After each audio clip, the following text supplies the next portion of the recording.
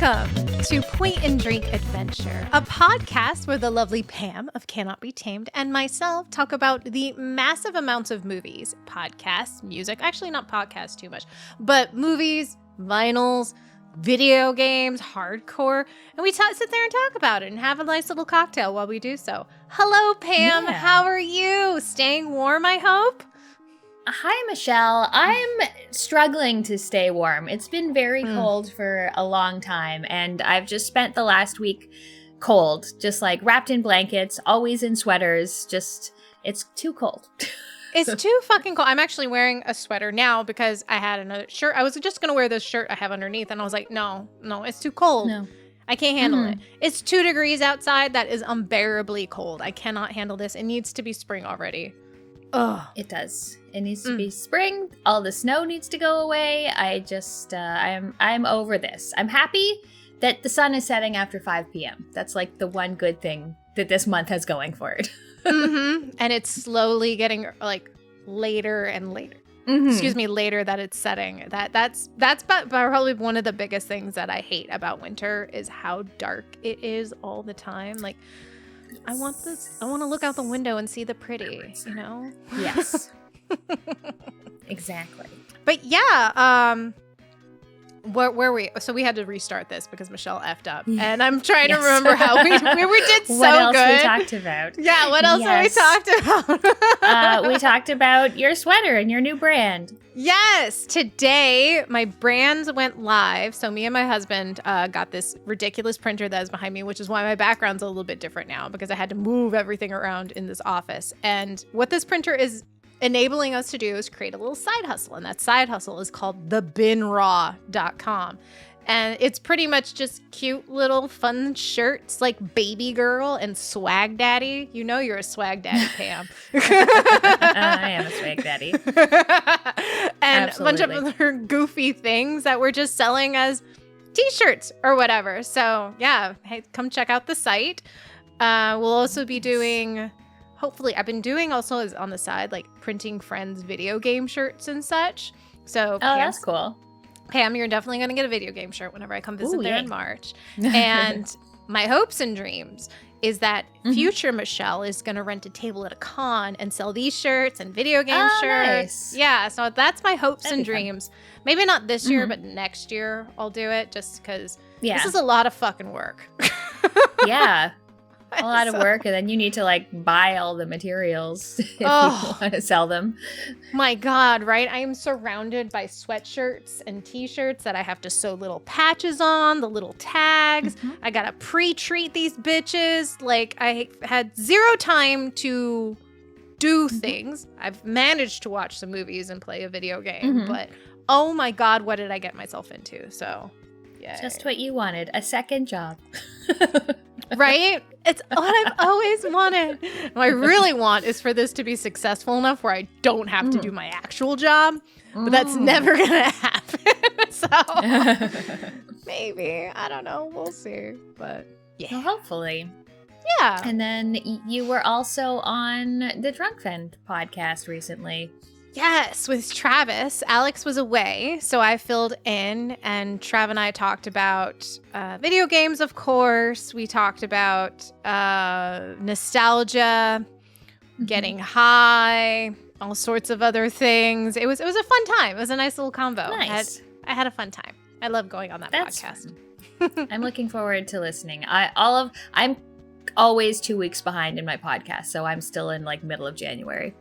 Oh, same. Absolutely the same. I'm behind on the Polykill one. I'm always behind on Indie Quest. It's like not even funny. I'm like 3 behind, but it's fine. Yeah. We'll get to them. They're content that you can listen to whenever. Absolutely. So yeah. What are we drinking, Pam? We are drinking a classic cocktail, the Tom Collins. Ooh, hello, Tom. Hello, Tom. Whoever you are. Yep, whoever you are. Pam and I were discussing this a little bit beforehand. She was like, who is Tom Collins? I was like, you know what? I have no idea. Apparently, there was also another cocktail called the John Collins, but who knows who went first kind of deal. But yeah, what is in a Tom Collins, not John? Tom. Good question. Tom is better. So it is 2 ounces of gin, an ounce of lemon juice, about 1/4 of an ounce or 1/2 an ounce of simple syrup. I added a little bit more because I over poured mine. Like, this is monstrosity. And then about topped off with some seltzer. And then you garnish with some cute little cherries and an orange slice. And voila, you're an old lady. Old lady. Yes. When I told Dylan that we were doing Tom Collins, he's like, what are you, 50? As if it's an old person drink, and as if 50 is like more than 8 years away from my actual age. So And it's like, not old, not far. 50 is the new 30. God. Yeah. We're cool and young millennials. Like, I see everywhere talking about why don't millennials age? And I was like, right? We don't. Yep. Don't age. But yeah, good cocktail. It's basically like a boozy lemonade kind of thing. And I love anything with lemon and gin. So yes, I agree. Which is why it's like I wanted to do something like I knew I could have a bunch of with and be happy with, not maybe we might like this kind of deal, which is, half the time is like I want something I can enjoy because I've been working my ass off with this brand lately, and I was like, I'm ready to celebrate. I want something good. Yeah. Nice. So cheers, Pam. Cheers. All right. Now, what have you been watching? Because yours is insane. I watch so many movies. So I decided a little while ago that I wanted to rewatch all of the Batman movies. So far I have watched three of them, starting with Batman from 1989 from Tim Burton. And it's been a number of years since I've seen any of these movies. The first Batman is pretty great. Did you know or remember that Prince does the soundtrack to Batman? I was like, oh my god, I completely forgot. The music is so good. It's got Jack Nicholson as the Joker, and who's the girl in it? She's like Kim an LA Basinger as Vicky Vale. Yeah. Yeah. Michael Keaton as Batman. I really like Michael Keaton as Batman because he's just like kind of just a guy. Like he's not super ripped or super hot. He's just like a guy, which I guess, a billionaire guy, which makes up for a lot of stuff when it comes to that. But it's a lot of fun. Like I really liked the first Batman and how dark it was. And then we went on to Batman Returns, which is an even wilder movie. I love Michelle Pfeiffer as Catwoman. She does such a good job as Selena Kyle and as Catwoman. Danny DeVito as the Penguin is like kind of a lot and pretty gross. It's so gross. You forget how disgusting and like he is. Like, ugh. He's just like really gross. Although he does have an army of little penguins with rockets on their back, which I know they're so cute. They're so cute. I'm like, no, don't hurt the penguins. I love them. They're so cute. But it's interesting because in Batman Returns, Batman kind of seems like a supporting character. Like it's way more about the villains than it is about Batman. And it's also like Catwoman has the right idea. She's like, this shithead over here, Christopher Walken, he does bad things, but he's a rich white man, and no one's ever gonna fucking actually give him any justice for any of this, so I just gotta take him out myself. And then Batman's like, no, the law, I work with the police. And it's like, fuck you, Batman. You do vigilante justice all the time. You're being a giant hypocrite, and she has it right, and she should just go kill him. Like, come on. Absolutely. He is so wrong in this one. I agree. Oh man. It's been a couple years since I watched those ones too. She does kill him. So yay! Good for her. Yeah. Let's cheer us on. And then so Batman Forever, I'll admit that when we watched this, it was like our third movie of the night. I don't remember most of what happened in the second half of it, but this one has Nicole Kidman looking amazing, although dumb character, and then Enigma, Jim Carrey, Is this the Val Kilmer Tommy one? Lee. Yes. Okay. Val Kilmer one. And this is the one where we first meet Robin, and Harvey Dent is in it, which I forgot that in the first movie, Harvey Dent was played by Lando Calrissian, Billy D. Williams. Oh. But I think he died before they got to make him into Two-Face in the third movie. But the third movie was sillier, different director. The Batmobile looked very silly and wobbly. Everything glowed in the dark. It looked wobbly. It's wobbly. Like, it's got a big fin on it. And as it drives away, it's just like... It's like, that is not doing any help to make you go faster, hun. That's like, making you noisy. Oh, I love that. I never noticed that before. So is the first one probably your favorite? I think the second one. I think Batman Returns is my favorite so far. Yeah. So still need to get to Batman and Robin, I think is the last one. And I thought Alicia Silverstone's in that one. Yeah. Yeah, and Uma Thurman. That's Poison Ivy. Yeah. Are you going to watch the newer ones too? The Christopher Nolan ones? I think so. Yeah. Yeah. Have you seen those before or? Yeah. I have. Yes. Okay. Yeah. Fun. Yay. Yeah. And then I should go back and watch the 66 one. The 6. Oh, with Adam West. Yeah. Yes. Eartha Kitt and Oh, I love Eartha Kitt. Oh my God. She is the best. Even though I don't know if she's the best Catwoman, but I love her as Catwoman. Just her voice and her persona. Oh, I love it. She's fantastic. Yes. All right. What have you watched? What have we watched? Okay. So we had a movie night and we decided to watch Bugonia, which is oh my God, what is that guy's name? You know, I'm all flustered. We're just going to... Yorthos Lanthimos. See, that's why you needed to say that, because there was no way I was going to be able to pronounce that today. So your guess, Yorgos Lanthimos. And so this is the newest movie by him. And I'm a fan of this director. He makes very weird shit. And I feel like this movie is not as weird. I feel like it's a little bit more, we're going to say grounded, but even though it's not really grounded, but it's not as insane as some of his other movies. But so this is about a man who lives with his cousin in somewhere in like the South. I think it's like Georgia or somewhere. I think it's in Georgia. Yeah, Georgia. And they work at some like Amazon packing company or whatever. And the one guy, what was his name? Not his characters. Jesse Plemons? Jesse Plemons, thank you. Jesse Plemons. He is kind of crazy, and he thinks that aliens are with us on Earth, and that one of them is a big CEO of this big medical company who is played by Emma Stone.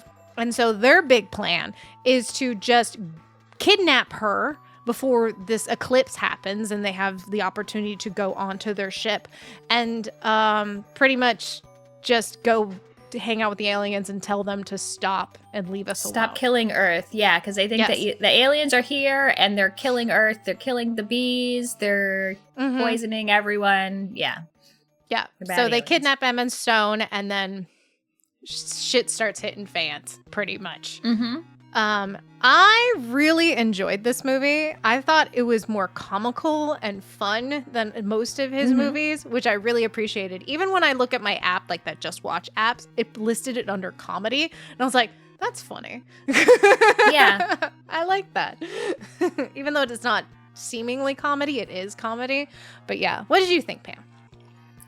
I really liked it. I thought the story was good. I loved the soundtrack. The very bonkers, dramatic soundtrack. Yes. Made me really happy. Just the whole thing about like all of this stuff he had worked out. Like he's just this big conspiracy theorist who he's, you know, had a hard life. His mother was really sick and she's been in a coma for years. He's basically lost his whole family other than this cousin who he's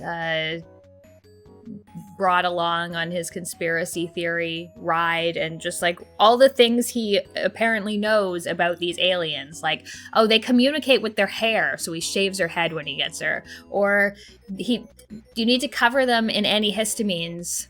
I don't remember why, but it prevented some kind of power that they have. Like, I liked how thought out yet crazy this whole concept was of what he was doing. And then I also thought just everyone did a really good job, and I liked the humor. Like, it was bizarre and like bizarrely funny. Yeah, I agree. I loved it. I thought it was a great job. I really liked Emma Stone as well. She played I think she did a really great job playing the CEO. And it keeps you guessing, like, is he crazy or is he right? Like, the whole time you're flipping back and forth in your head, so you don't know until the end, which wouldn't spoil, but like it reveals, which I kind of appreciate for, because I'm like, is this going to be a movie where it's not going to tell you what it actually is? But yeah, I appreciate that too. I'm glad it wasn't just like, well, you'll never know. But yeah, I loved Emma Stone and just the way her character just kept having to pivot, like based on whatever new crazy shit he would say. She's just like taking on different, like very understanding and then threatening and then just like going through every kind of weapon in her arsenal to try to get him to listen to her and let her go. But yes, Bugonia. Great movie. Absolutely watch. Definitely one of my favorites of that director. The favorite, this one is top for me. I'm trying to think what other ones that I like of his. Poor Things. Poor Things is that's the wild one. That one's fucking bonkers. I did like The Lobster too. I loved The Lobsters. I actually rewatched The Lobster, which I didn't put on this because I'm pretty sure I've talked about it on the podcast before. But I love The Lobster, and that one is also just funny both in a what the fuck and then funny and just like Colin Farrell kicking little girls in the shins way. Yeah. God, good times. Good director. Good job, man. Good job, mate. What else have you watched, Pam? So I watched a movie called Monkey Man, which is a movie from Dev Patel. I'm pretty sure this was like a passion project for him. He directed it and he starred in it.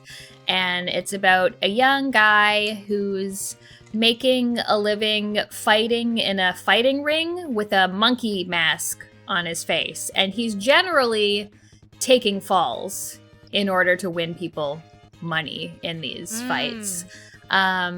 But then he gets a job working for this very rich woman in like a kind of, looks like some kind of organized crime thing. They've got drugs, they've got women, it's a big restaurant where they have events, and he's clearly trying to get close to someone to get revenge for something that happened in his childhood. And it's kind of like Southeast Asian John Wick. Like, it's very it's that kind of action. Like, it's definitely a different setup, and like this one is more grounded in the way that it's not like some weird organization of assassins. It's like grounded in sort of real kind of politics and things, but it's just very violent, over the top action all the way. And I thought it was really, really entertaining. Like, the fight scenes were incredible. Even when you could kind of tell, like, all right, your budget isn't, that big. Everything still looked very, very good and believable and like practical too. Yeah. I like that. I love it when it's practical and it feels like, it feels realistic versus, superhero flying through air and you're just like, they're punching each other and like, He needs to stop. Yeah, but really good action and also really good soundtrack and how they like blend the soundtrack with the action. I really liked that too. Nice. I feel like big action movies, they need a good soundtrack, you know, like that really helps or can make the movie. Yeah, it really can. Yeah. Nice. What else did you watch? I watched the gorgeous, never aging Brad Pitt in F1, which is a movie that was just released this past year, and it's about this aging but yet still very sexy former F1 driver who just races where he can.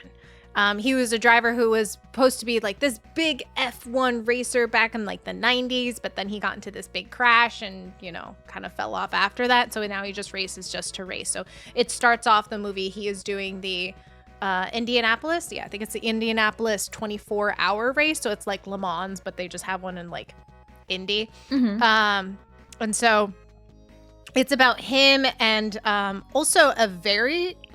Why are all these older men just like getting better as they age? Javier Bardem looks fucking incredible. Fucking incredible.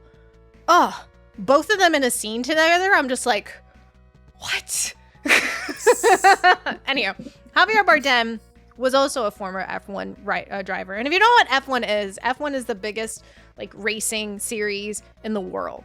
Even though it's not really big here in the States, in the world, it's very huge and yeah, also very dangerous. Like they go really fast. But anyway, so Javier Bardem is a former racer who now sort of owns this team who absolutely sucks. They get last every race. They need to get a point. So he comes to Brad Pitt and he's like, I'm desperate. Can you just like come join this team? And he's like, So Brad Pitt joins the team and his methods are a bit unconventional, especially when he's competing against his other teammate, who's this young, really good-looking hotshot guy who is like, I'm good. And he's like, you could be good, but you're not winning. So let's, you know, try to do something different here, kid. So it's them conflicting a lot.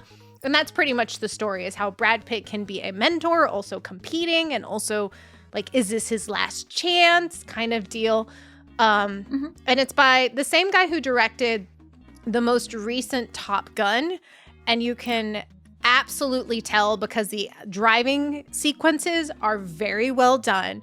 It reminds me very much of this movie in the 70s I think I talked about once, Grand Prix, where they put like the camera on the front of the car and shoot, and you can very much tell they're using actual cars as they're driving around versus it didn't feel like, obviously some things felt CGI, but it felt realistic and practical. Oh, nice. So it was really cool and I really appreciated that. Is it too long? Absolutely.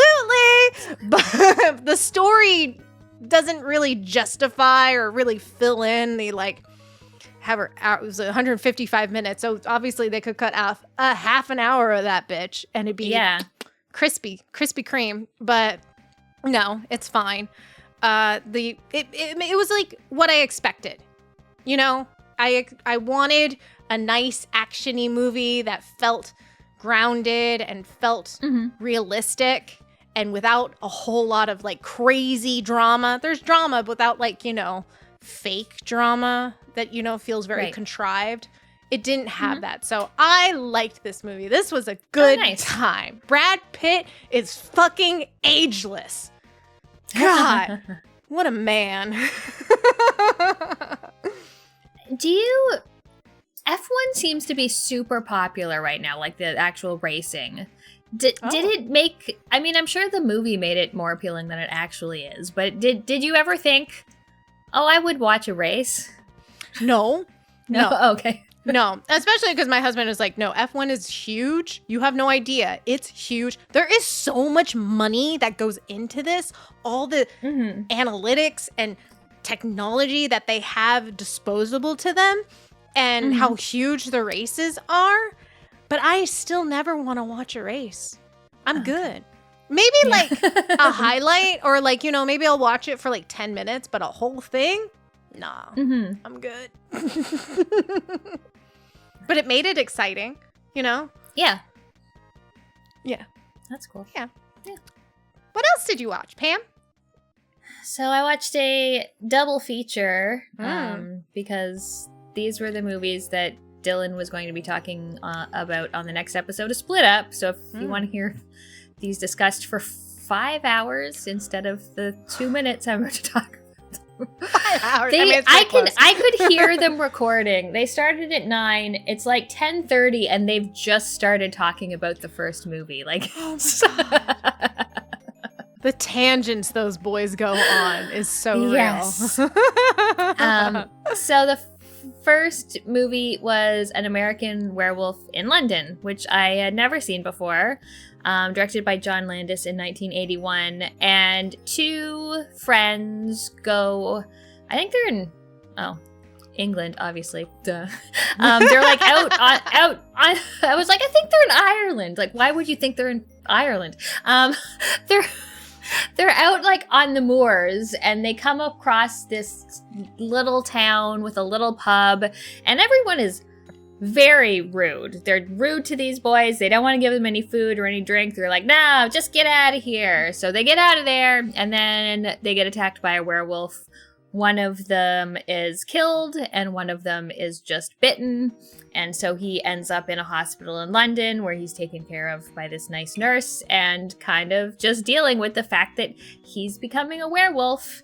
And he sees his dead friend in visions telling him about all the trouble that this is going to cause. And this movie is so much funnier than I expected it to be. Like, it's not particularly scary. It's just like a pretty funny movie about a guy who is turning into a werewolf and going to murder a bunch of people because he's a werewolf now. Love it. Yeah. Yeah, it's good. Everyone's just like the main character and everything's just like pretty sassy and Ooh, I love sassy. Yay. So this is before, okay, so John Landis also directed Michael Jackson's Thriller. Yes. Did you feel similarities in Definitely, yeah. I guess that's a good thing to compare it to, because that absolutely has a sense of humor as well, in addition to all of the really cool makeup and effects for like transformations and things and the monsters. Nice. And they use a lot of that too, because his friend, when he appears to him, a lot of the time he looks kind of zombie-ish because he's been dead for a while, so. You know, I wonder too, in the music video, they're at like start off in the movie theater and they're watching a movie. I wonder if they're watching this movie. Probably, huh? Oh, maybe, probably. Why is that coming to me? I'm not gonna look it up, but tell me if I'm right. that would definitely make sense. Yeah. Fun. What's the second movie? Yeah. So the second one is Wolf. Directed by Mike Nichols, starring Jack Nicholson. Mike Nichols, he did The Birdcage, right? Yes, he did. The Birdcage, The Graduate. He's got like a pretty large span of movies. Yeah, he's a great director. So this is about Jack Nicholson, and he's a publisher, kind of, I don't know, dealing with getting older, dealing with kind of getting pushed out of his job for younger people. But at the beginning of the movie, he hits a wolf with his car, like while driving. Oh. And then he gets out of the car and like tries to move it off the road, and it bites him. So obviously he's gonna become a werewolf now. And it's, I don't know that it's a very good movie, but it has some really good scenes in it. Like the James Spader is also in it, and he's really good. Like he's just kind of a total skeezy asshole, which you can totally, see James Spader being. Michelle Pfeiffer is in it as his boss's daughter, who's like going after him because she's rebellious and doesn't like her father, but also she's into him and trying to find out what's going on with him as she realizes something strange is going on. David Hyde Pierce also works there, and there's just a lot of like good scenes with like snappy, clever, funny dialogue, and then some like whatever. But I also really liked the effects in this, the werewolf transformations, some of the werewolf fights that they had, because at the end you end up with two werewolves fighting each other. Ooh. I really like the ending. The ending is probably my favorite part of the whole movie.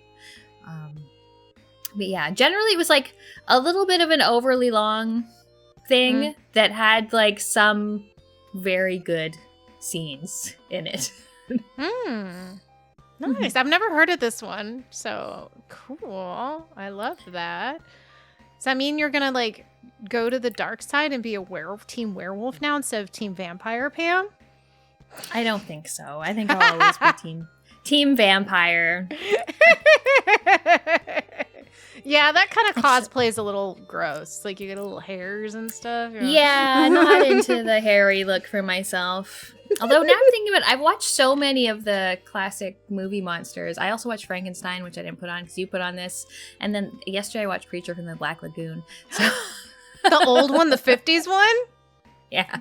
Nice. You know what movie I do want to watch? An old like horror movie, The Blob. We should watch The Blob. The Blob. It's got Steve McQueen in it. It's first movie. Oh. His first movie. Yes. And the one scene when they're running out of the movie theater, that's like a movie theater near me, like, I don't know, 30 minutes away. So they have Blob Fest every year and everyone runs out of the movie theater. It's so cute. You know, stupid shit like that. So we should watch The Blob so I can go to Blob Fest and actually know what the fuck they're talking about. That's fun.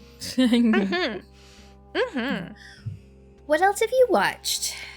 So husband decided he wanted to watch The Goat. He calls him The Goat. Steven Seagal movie. Oh. Is that The Goat? Apparently. I forget what I don't know what brought him up. It was like something. It was like talking about how Steven Seagal like wasn't really like the way he fought was just like, and just like, it's very strange. Like, what? And so Under Siege is the movie I watched. And apparently it's his best movie, which I'm okay. I don't think I've ever watched a Steven Seagal movie, excluding Executive Decision, because that movie is fucking awesome. And it's also Steven Seagal's in it for like 20 minutes at most. And it's really about Kurt Russell, who's fucking sexy. Anywho.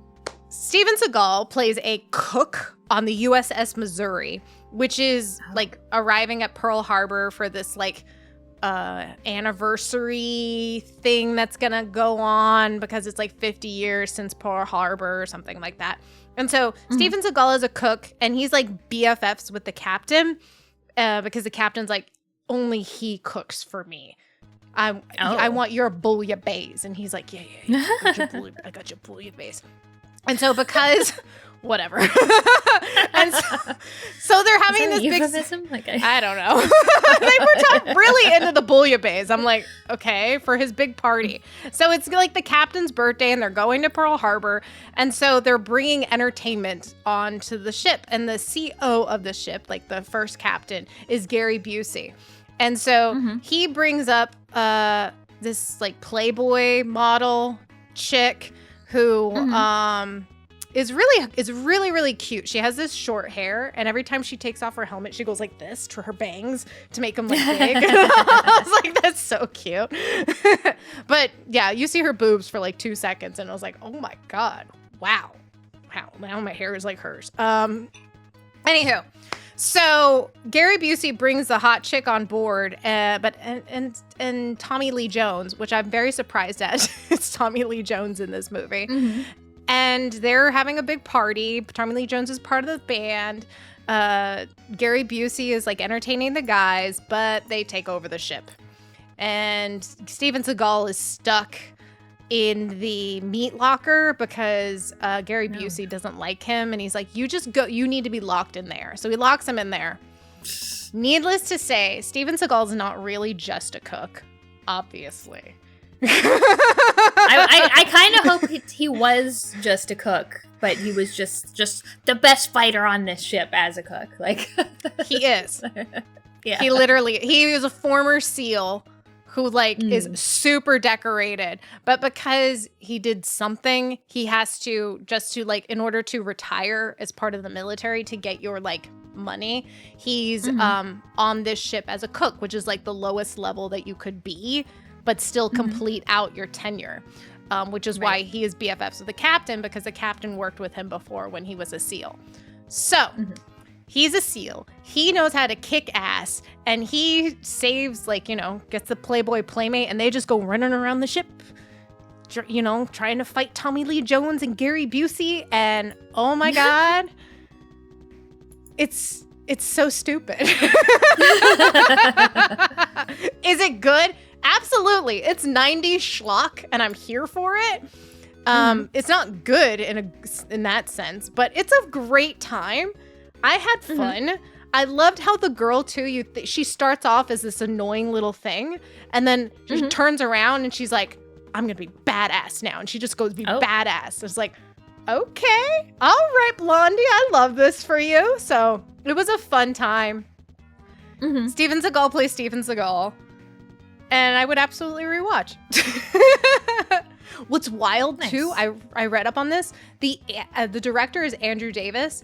He made this movie and then like made The Fugitive right after this. The Fugitive's so good. I know, and all the like Gary Busey's in that, Tommy Lee Jones is in that. Like, it's like what? You went from this to The Fugitive. It's wild, but yeah, great time. Nice. What else have you watched? So I watched a Steven Soderbergh movie that I had never heard of before. That's Soderbergh? 1999's The Limey, which stars Terrence Stamp. Oh. We didn't even put on that we watched Superman 2 with Terrence Stamp. Maybe I'll put that on there. So like I'll do a filler between yours. It's okay. Keep going. So he's an English ex-con. He's just gotten out of jail because his daughter, who he's been estranged to because he's been in jail, went out to Hollywood and she died. And when she died, she was seeing this rich dude. And he basically goes to California to find out like what happened to his daughter. It was apparently a car accident. He doesn't really believe that, so he's trying to find out what happened and then get revenge when he finds out that it wasn't just an accident. And it was fun. Like, it's got his very distinctive style of editing where, you know, a conversation will happen across 3 different locations and scenes. And very Soderbergh. So very, like, fast moving in terms of the editing and keeping things moving along. It was also a nice, tight 90 minutes. He, you know, it's Terrence Stamp just with a really, like, limey accent, just talking to people, beating people up, getting beaten up. It's I liked it. It was a good time. It was like not like the best movie in the world, but it was a fun, entertaining little crime flick. Nice. And I've never heard of it. The Limey. I don't know if I can do it. I had never heard of it before either. Accent. So, man, how good did Terrence Stamp look? In 1999? You said? 98-ish? 99. 99. Oh, I bet he still looked great. He always looks great, yeah. Yeah, I love him. He is good. I was looking into him and about how he got married. And I don't know, he got divorced, and it was like, when you read the reason, it would be like, what does that mean? And then when I looked for it, he married someone like 36 years younger than him. And then the only thing I could find about why they divorced, because it was like something behavior, which made it sound really bad. But then it was just like, oh, she was a pharmacist, and he's into like new age bullshit medicine. And yeah, why then? I mean, the sex must have been great then, but wild. It was fun. What else did you watch? So I've also the reason why I watched this movie is I recently watched a documentary on the American Revolution by Ken Burns. The Ken Burns one? Yeah, the Ken Burns one. And so I was like, oh man, there really isn't very many movies about the American Revolution. So I went down a rabbit hole. And of course, my father has this on DVD, and I'd seen it many years ago. And I was like, of course I'll rewatch it. So I watched Drums Along the Mohawk, which is about Henry Fonda and Claudette Colbert, our newly married couple in Albany, New York in like 76 or 1777, sometime during the Revolutionary War. And he is just a very simple man who has a little plot of land in the middle of fucking nowhere, upstate New York. And she comes from a very well-to-do, like she lived in a big house in Albany. And so he takes her out with the cow, and she's like, oh God, there's a cow, out into the wilderness, which is probably really only like 15 miles away from Albany, but it's a trek in those days. And so they go to the little cabin that he built, and she's like freaking out, and she's scared because it's the wilderness. And then they come, they love each other. They love each other so goddamn much. It's okay. And then they resolve their issue, like of her being from well-to-do and him from being poor. And they're just living off this land, having a wonderful time until the war catches up with them. And it's about him having to join the militia, them losing everything, having to navigate through the Revolutionary War, trying to find places to stay, getting refuge from this old woman who is who I love in this movie. Her name is Edna Mae Oliver. She's fabulous. She's just like this curmudgeon old woman, but she's sassy and spicy and gives zero fucks, and I fucking love her. This is a great movie. It's in Technicolor. It's made in 1939, and it's directed by John Ford, and it's his first color movie, and it is fucking great. Oh wow. I love this movie. Henry Fonda does a great job. Claudette Colbert can play absolute like distraught crazy so well. She is like crying half the time, but like in a very real way. And I was like, this is 1939. I actually believe this woman is like, you know, acting back then. You can like, it's not as feels realistic. She felt very realistic. Wow. So it's also very historically accurate. Like they talk about the Battle of Oriskany, which is an actual battle that happened during the war. And yeah, it's a great movie, especially one about the Revolutionary War, because there's like 10 of them ever made, which I don't know why. So yeah, should watch. That's cool. It's nice. It's not a nice movie. It's not nice. It's not nice, but it's a great movie, and especially from John Ford. Again, maybe one of his more underappreciated, not as well-known ones, versus, you know, every other one with John Wayne in it. But yeah, I love it. Cool. Love it. Awesome. What else did you watch, Pam? Another oldie but goodie. I watched Cat on a Hot Tin Roof for the first time. This is from 1958. You've seen this, right? You said you've seen it a long time ago. This stars Elizabeth Taylor and Paul Newman. And it's just so like hot. So sexy. Both of them so sexy. And so hot. It takes place, I'm pretty sure it's in Louisiana, and it's just all like sweaty, and they're all hot, and like, so it starts out about them. They're a married couple. She's climbing the walls because he has stopped being nice to her or having sex with her, and like, I don't know, if I was married to Paul Newman and he stopped having sex with me, I would not take it well. My fucking mind. Oh my God. But he was a big football star. He comes from a very rich family. And after the death of his football buddy under somewhat mysterious circumstances, he's just become like a sad drunk who now doesn't want anything to do with his wife. So part of it is about trying to figure out like what's going on here, and Elizabeth Taylor is trying to, you know, get him back, but not just because she wants to have sex with him, also because she comes from like a very poor background, whereas he's from like one of the richest families.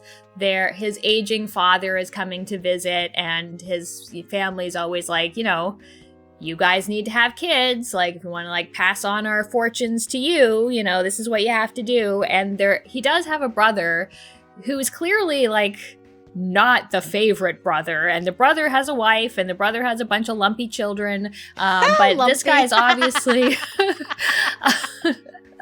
Paul Newman's obviously the golden child. So she's trying to keep her marriage together. She's trying to like keep them in the good graces of the family.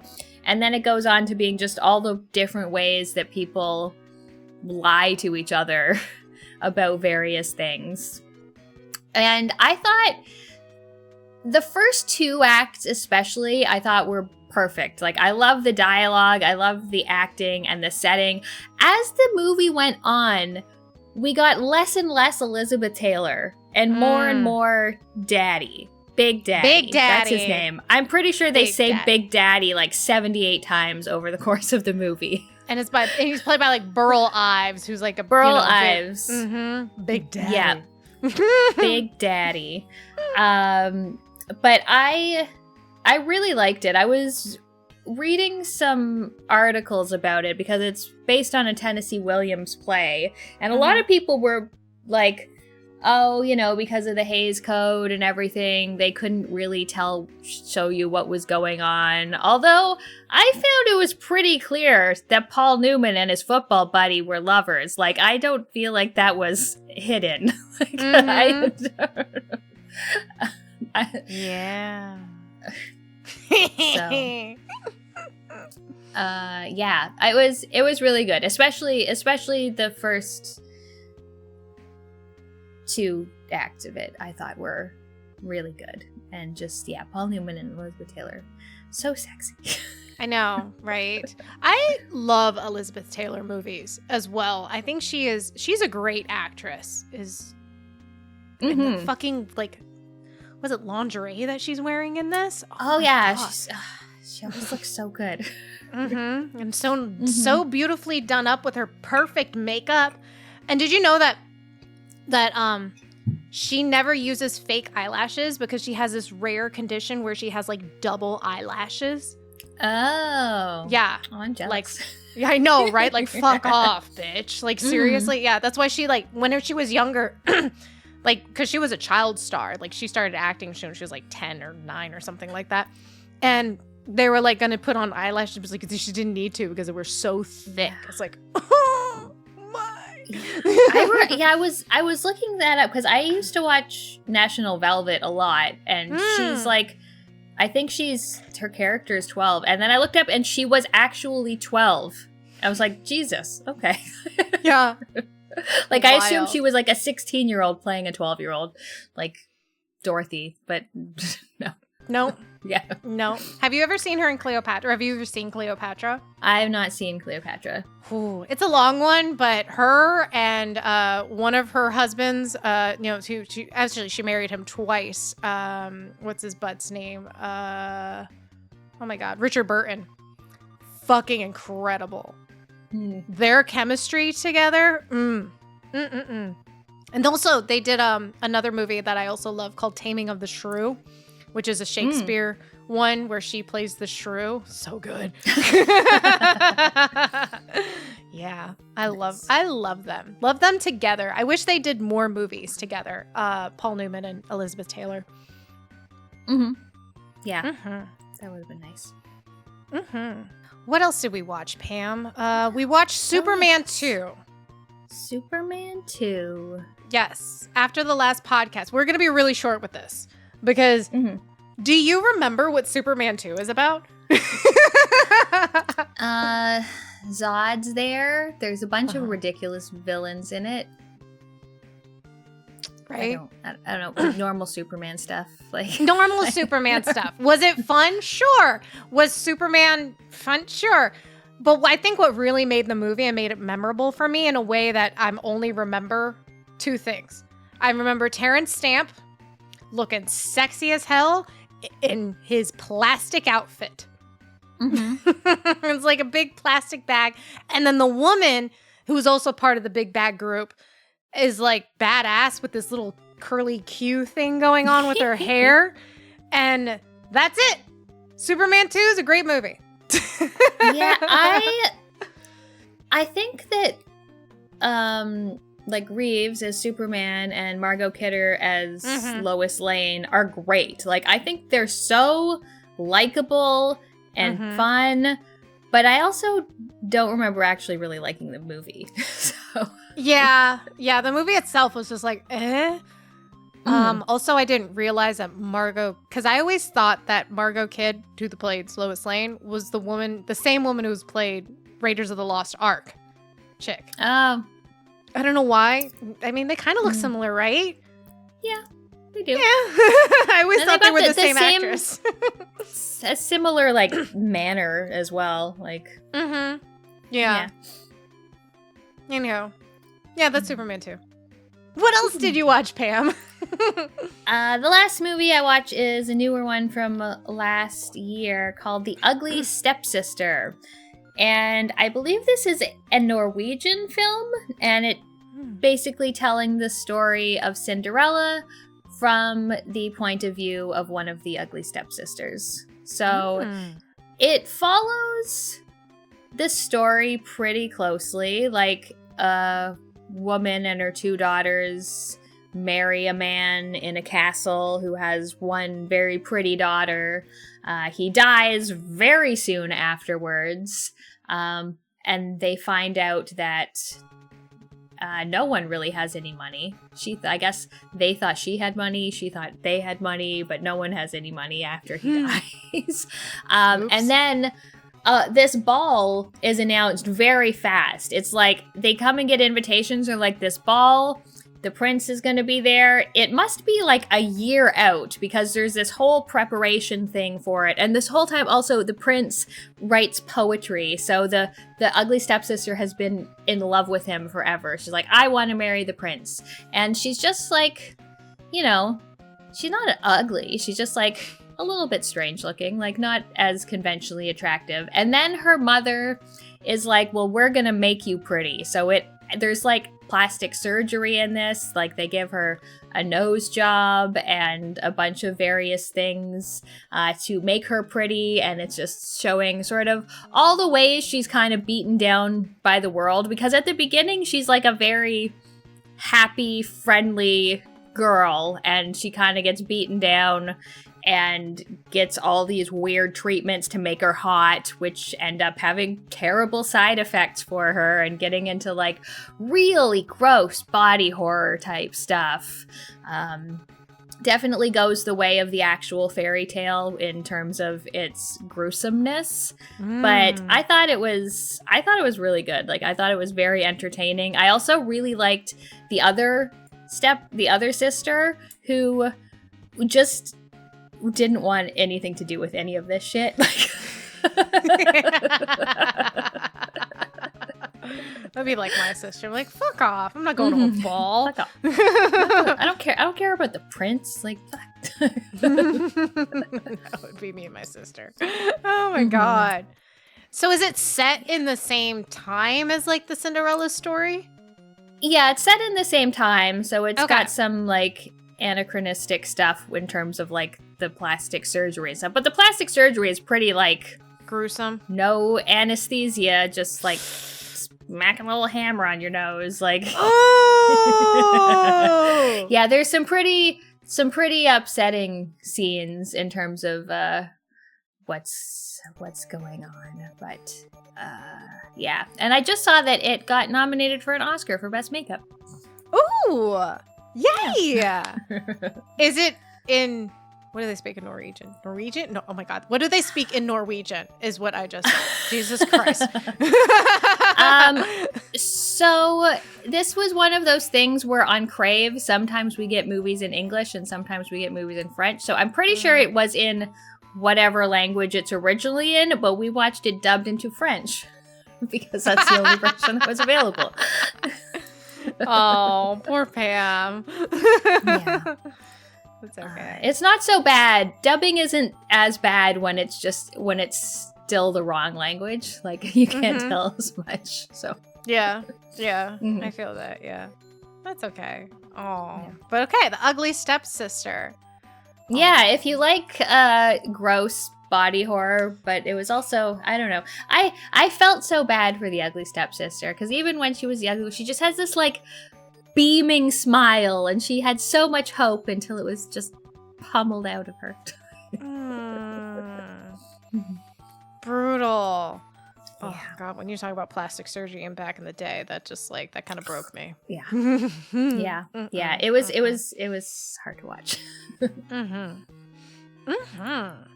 Well, that is all the movies we have watched. Yay. Yes. Let's talk about video games after. After. Drink break. Drink.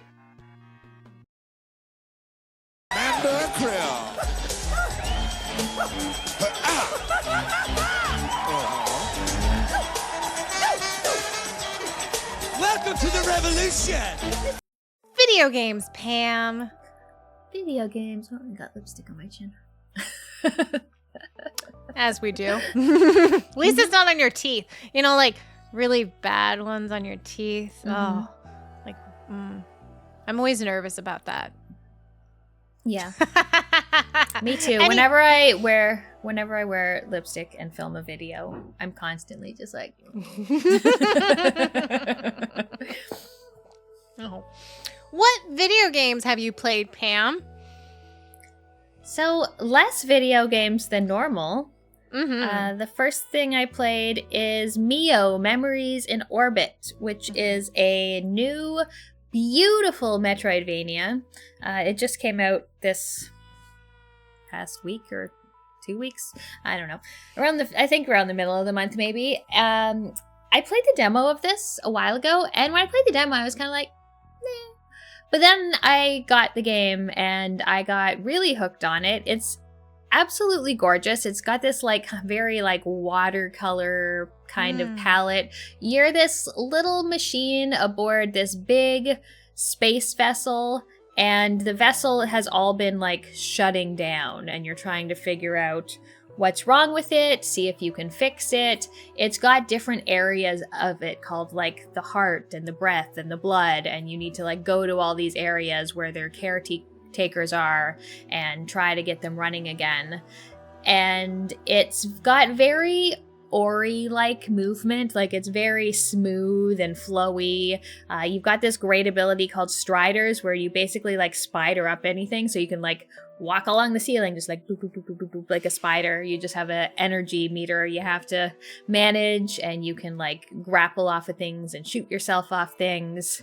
And it has like one of the most cohesive maps that's very, very fun to explore, which exploration is always like my peak thing. Like exploration and platforming, and then combat's kind of down here, which is exactly what that game is. It's like exploration and combat, exploration and platforming, great. Combat, like.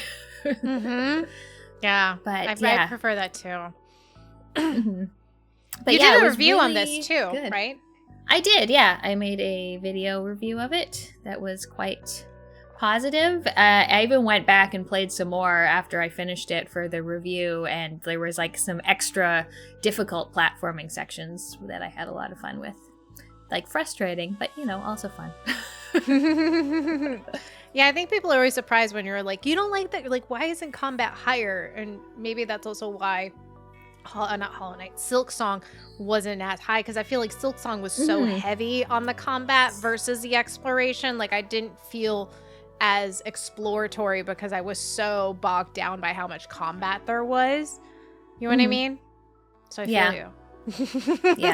Yeah. Silk Song definitely had that where like even just like the smallish little trash enemy, it's still like, yeah, I have 12 different abilities you need to learn. It's like, relax. Like, just let me hit you once or twice and you can just die and just give me the one little like rosary bead that I'm gonna get from you, or the 2 little shards that you drop. Like we don't need to spend up 3 of my health because I boo-booed and, you know, like, because I ran into you, because there's contact damage. Ugh. Yes. There's no contact damage in Mio. It's all very obvious attacks. Also, it's got a really cool dodge that is just an in-place dodge. Like, it's basically like you just hit it and you kind of like zone out for a second. Like, you like disappear and then you come right back. Oh, weird. Yeah. I'm trying to imagine how that would feel like as the player, like doing that, because I'm so used to, I mean, I've played way too many Dark Souls and dodge roll. Yeah, roll. 20 feet away from the dude, then I go like this. Yeah. Okay. Like how that would be combat-wise to just phase out and phase back in while still standing there. Like, yeah. It's interesting. Yeah. I think I would enjoy that new experience. Would I be good at it? Absolutely not. I'm not good at dodge rolling to begin with. Or maybe I'd be better at it. Even though I love to do it, I'm so bad at it. Yeah, but it was fun. Nice. What did you play? Finally finished this game. I feel like I've been talking about it for like weeks. And I'm still playing Wolfenstein New Colossus. Even though it's not that long. It took me like, I don't know, 17 hours-ish. Because I got a little lost. I didn't do too much extra stuff. I do kind of, sometimes I want to go back and like go kill some Uber commanders or whatever they are. Anywho, I played the second of the Machine Games Wolfenstein games, Wolfenstein 2 New Colossus. It starts off right where the last one left off. Blazkowicz has been blown up into smithereens, but he survived. Because of course he did. He's fine. He gets killed and he survives. Like, Jesus Christ. My jaw dropped at least 4 times during this game. Anyhow, he gets blown up, but then everybody comes and saves him. But it kind of starts off how, like, the last game also started off, where the big bad comes in and kills your friend. He killed, like, the one woman from the last game. And then it's like, you need to make a choice, bitch. And he's like, oh my God. And then that's sort of like the catalyst. Like, I got to get back at the main bad bitch in order to, you know, start a revolution. So yeah, you escape. What's her name? Like Ingold Frau, I think her name was, the big bad, with her daughter, who is my favorite new character in this fucking game. She is a former Nazi. She was a Nazi. She's the daughter of this big super general, and all she ever wanted was just to be accepted by her mother. That's it. Her mother is such a controlling, high maintenance bitch that she binge eats in order to cope. She's very like insecure. She just wants to be accepted into a community. That's it. She's not a Nazi. She's the cutest fucking thing ever, and I love her. She's the best character in the fucking game. Anywho, so she joins your party. You escape with her, Fergus, and yourself, and you still have your super uber powerful submarine from the first game. And pretty much you just wander off and try to go start the revolution. Your real mission is just to go kill Frau. I almost want to say Frau Blucke. It's not Frau Blucke. It's Frau Ingel. Ingel, I think her name is. But you end up going to New Orleans, to New York, to Roswell, New Mexico. You keep gathering people on your ship in order to gain more people for this revolution. Your girlfriend in the previous game is now uber pregnant, yet this woman is still throwing down and just throwing. She's like, I'm fine, throws a grenade and just like going into battle, super pregnant.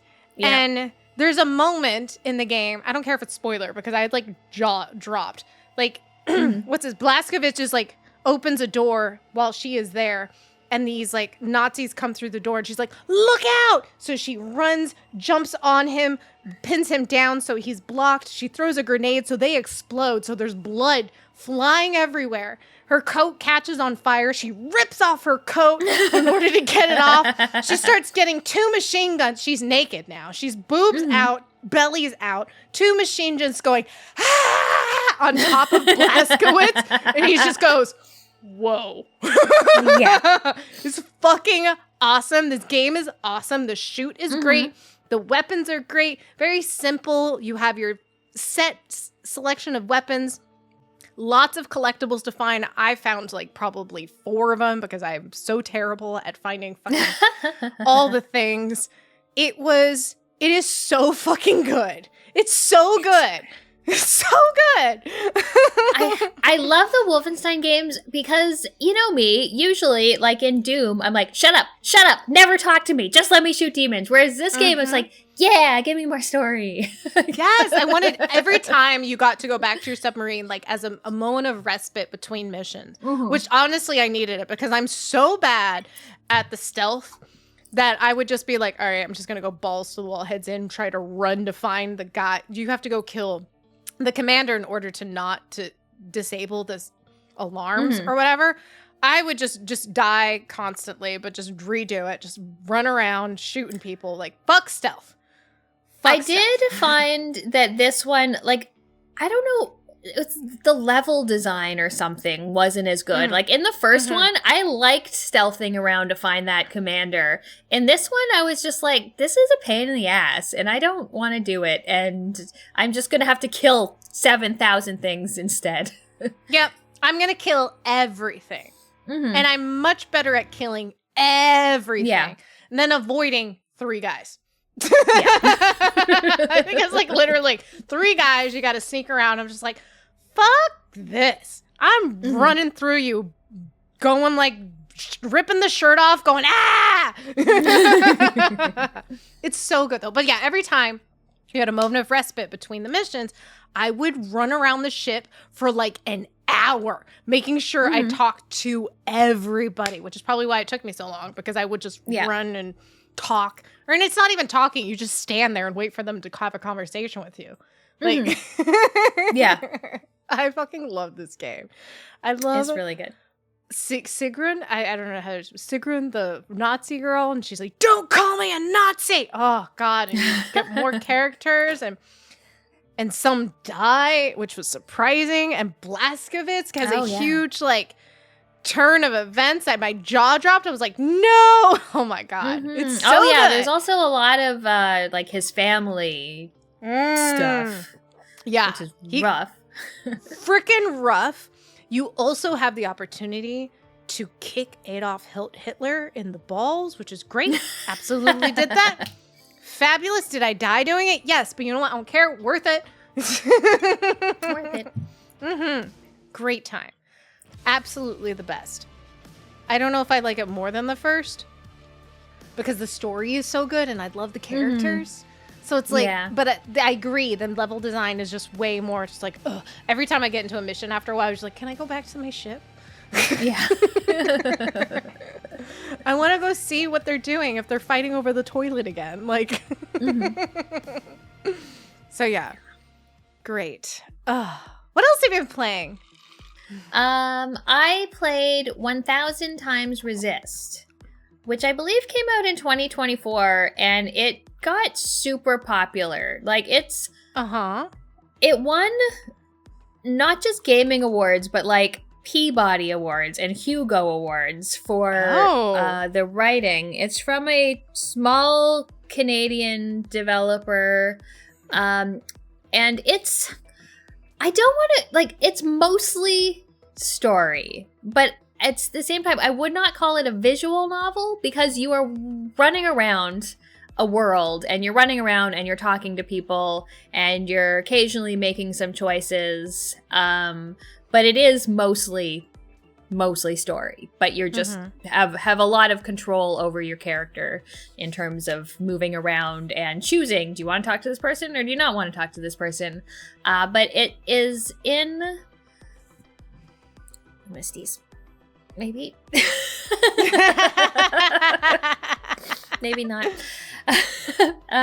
It's in this world where some kind of disease has basically wiped out everyone. And it's caused by these, I think they're called outsiders, like some weird like aliens come to the planet, and only one girl is immune. So before everyone dies off, this group takes her and tries to like learn from her, tries to like keep humanity going on, but instead the best they can do is clone her endlessly in order to keep people around on Earth.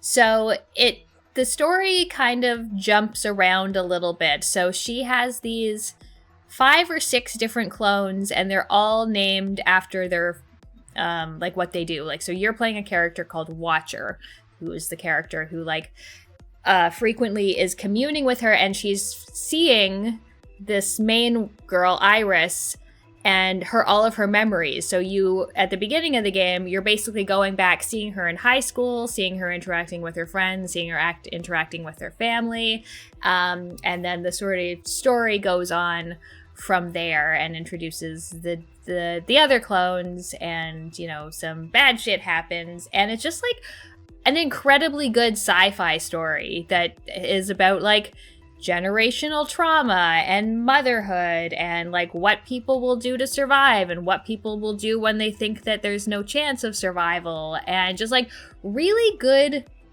writing, really good voice acting, like everything's voice acted, and it just like, yeah, really like just very interesting and written in a way that never made me feel like, okay, like you're talking too much. It was just like very like, even though it was probably, I don't know, 12 hours maybe I played it, but it felt like concise, and it like got its point across, and it did a nice balance of like the dialogue and sort of wandering around this area and finding new people to talk to and learning from them, and really cool time jumps, and it was really good. Really good. So the gameplay is like a walking sim, you said, sort of? Or like, how is there any combat at all, or decision There's no points? combat at all. Okay. You have dialogue options some of the time. You're running around in third person, sort of like going around. So there's some people, like you can miss talking to people if you want, or if you don't find them, or if you choose not to talk to them. There is a little, like, a weird little grapple thing that happens sometimes when you're communing, where you'll see little points in the air and you kind of like slingshot your way over them and like go like boo, boo, boo, like through the place. And if you drop, or you can, I mean, you don't die, you just kind of go back to the last spot, and you have to go back and like do the little grapple thing. At one point there's a timed thing of that, but there's no real like fail state. It's mostly just like running around and talking to people and occasionally making decisions, or choosing like the things to look at. Interesting. And it was still engaging. Like that I mean, that just shows how powerful the story is, because the gameplay seems very simple, you know? Yeah. Yeah, it's very simple gameplay, but at the same time I think it added a lot to it. Like the times where, you know, the view changed, or control was taken away from you, or like it time skipped. Like it definitely had more of an impact as I was, you know, controlling the character than it would if I was just like reading a visual novel. So how long did it take you? I think around 12-ish hours. Okay. So it's still like a little, like a hefty little boy for that kind of game. Yeah. And still engaging. Interesting. Yeah, I've definitely heard of this game before, but I've never looked into it. Like I've recognized when I just Googled it just now, I'm like, oh yeah, that game, because I recognized the cover. Yeah. But yeah, interesting. Yeah. But just like really cool sci-fi ideas. So, yeah. We love new ideas. Yeah. Although when you first started talking, I'm like, is it The Last of Us? Because, one girl who has the cure. And I was like, oh, no. No. But it's not. Yeah. It was good. Yay! Is that it for video games? That's it. We only played between the two of us 3 games. What happened, Pam? I did so well the last time. I guess technically we finished that Ragnarök zombie army campaign, which was just a little short guy. Which is, again, we just can't get enough of killing Nazis. So Zombie Army 4 had extra campaign content where we got to go kill Hitler clones and giant armored Nazi sharks. Yes, in hell.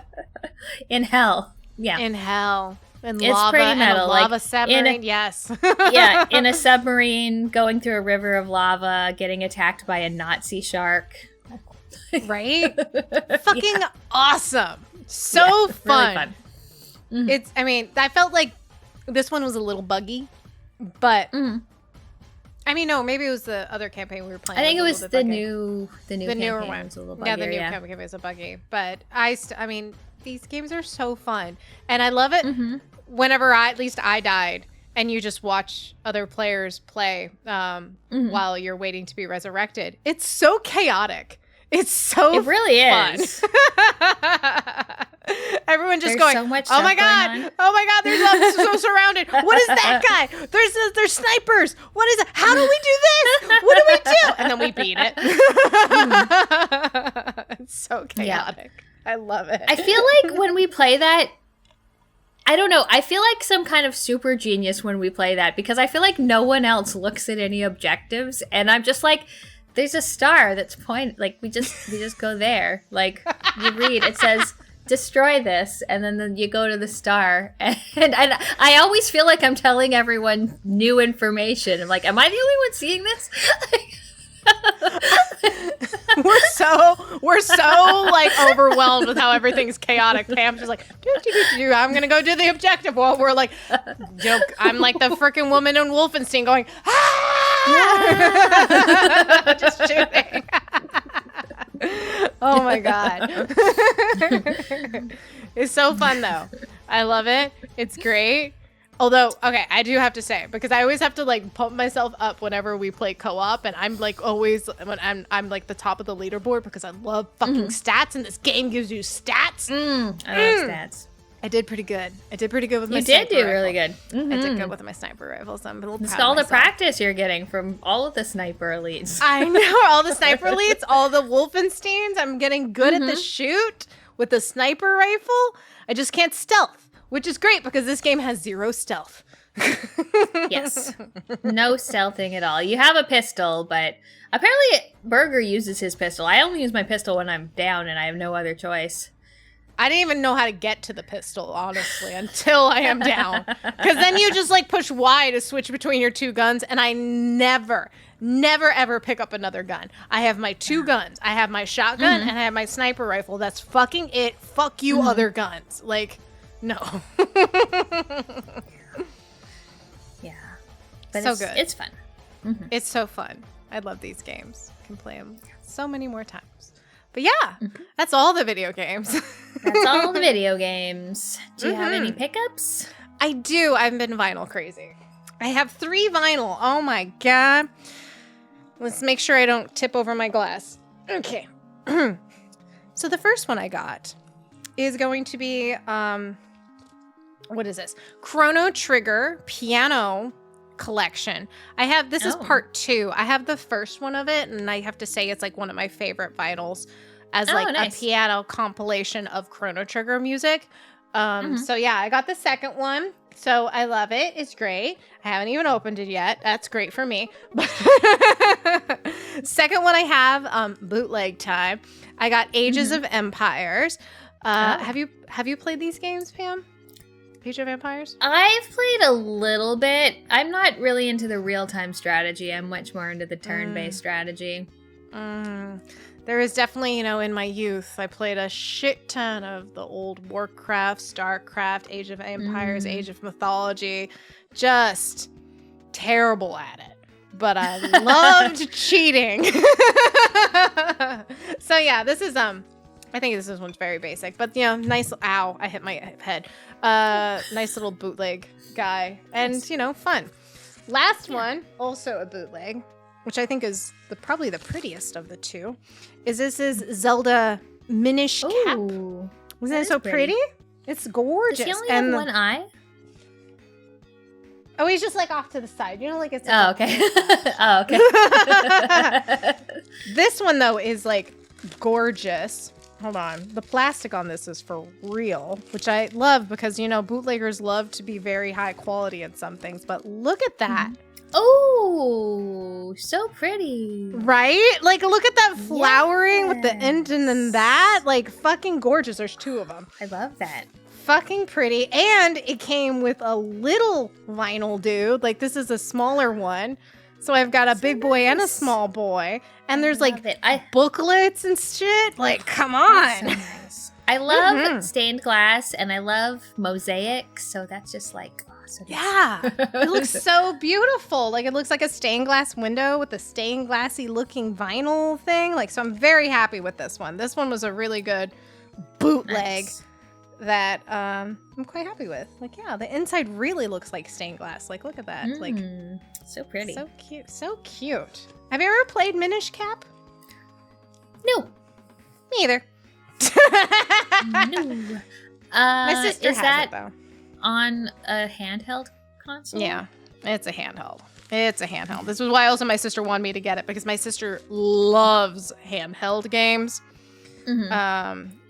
She has a very fierce collection of DS and Game Boy Advance and such. Probably because whenever I was young, she was forced to come to softball games when I was playing competitively, and she would bring her little Game Boy Advance to the field to play.